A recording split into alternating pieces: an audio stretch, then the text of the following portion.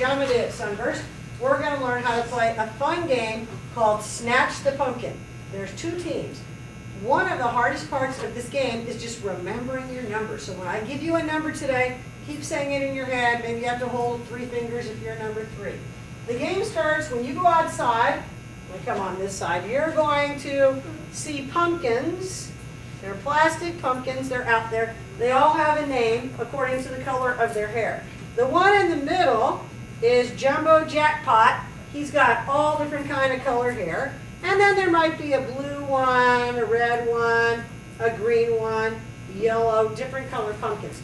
Now, straight across where the teams stand behind, there are little orange spray paint marks, could be cones.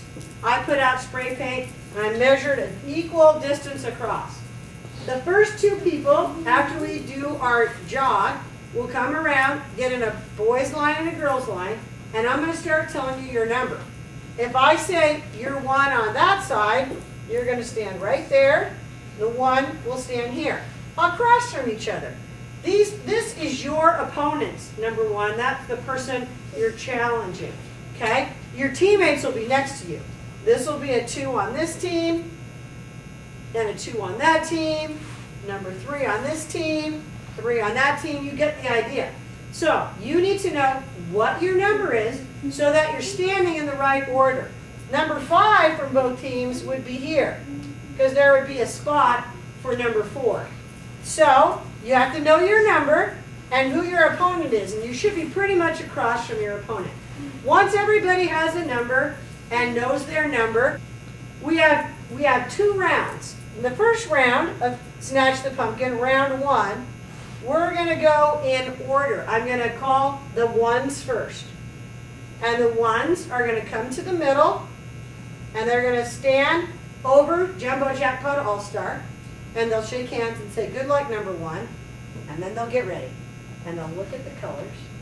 And when I call the color, they're going to try to snatch the pumpkin. That's the name of the game. They're going to grab it. If I call Jumbo Jackpot All-Star, they're going to try to grab this one. Whoever grabs it first will try to run it past their team line, anywhere between their teammates. And if they can make it without their opponent touching them, then they get to take the pumpkin and put it back where it was on the orange line. Now, if their opponent tags them, touches them before they get past the line, then their opponent won the battle, and they have to hand it to their opponent, and the opponent puts it back on the line.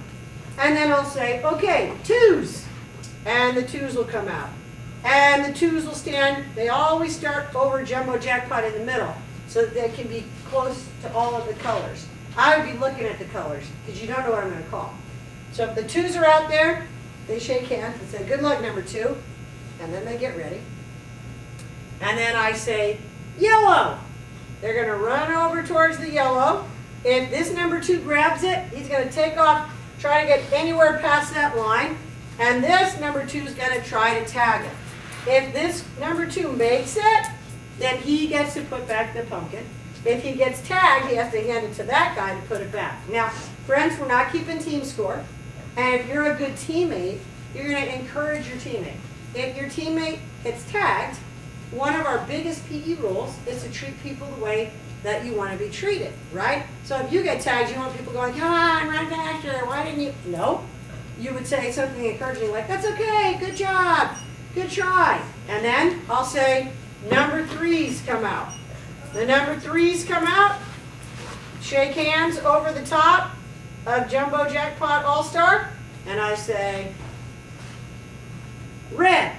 And the 3s will race for the red.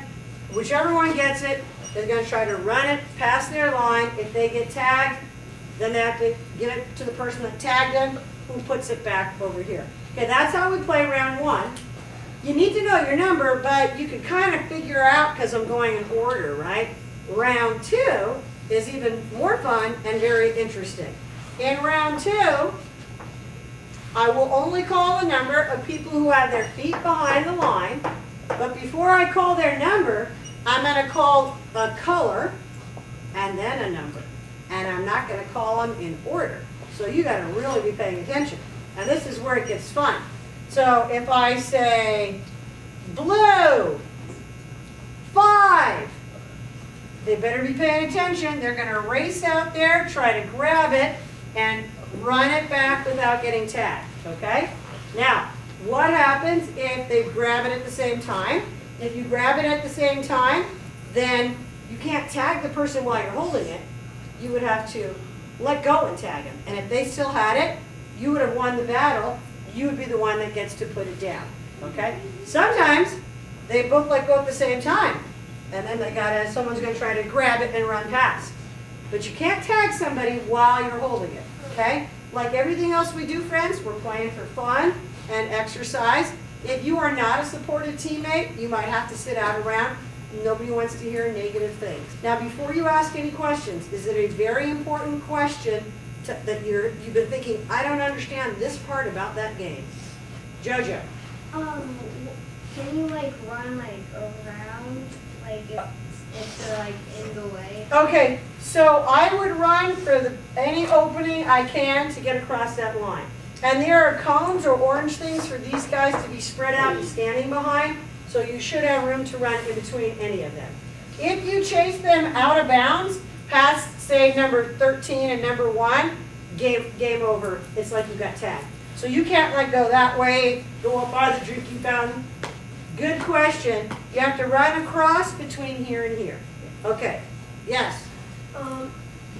When you know how you grab the pumpkin, can you just throw it on your team, or do you have to be holding it? You have to be holding it. You can't throw it. You have to be holding it when you pass here, and if they tag you before you get all the way past, just give it to them. No big deal. Just give it to them. Yes? What if before, you think you passed it, but you didn't, and you drop it, and your opponent gets it, and they If that would be my decision as the judge, and I would say if you had 2 feet past here, you made it. But if you dropped it before you had 2 feet past here, they could pick it up and run it the other way. Jaren. What if you fall down, but the pumpkin gets across, and you're not all the way Okay, down? good point. That's actually 2 feet. It's not the pumpkin. So it's not like an end zone in football that the pumpkin just gets past. It's like a catch that you have to have both feet past the line. Yes. And on round 2, do you just stay behind the line, and then you call 1 and 3 to demo jackpot?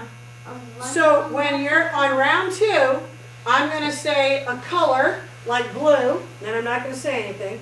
And then I look to see what 2 opponents have their feet behind the line and have not been called yet. So I would say blue, 7. And as soon as I say 7, you both head for the blue. Did that answer your question? Okay.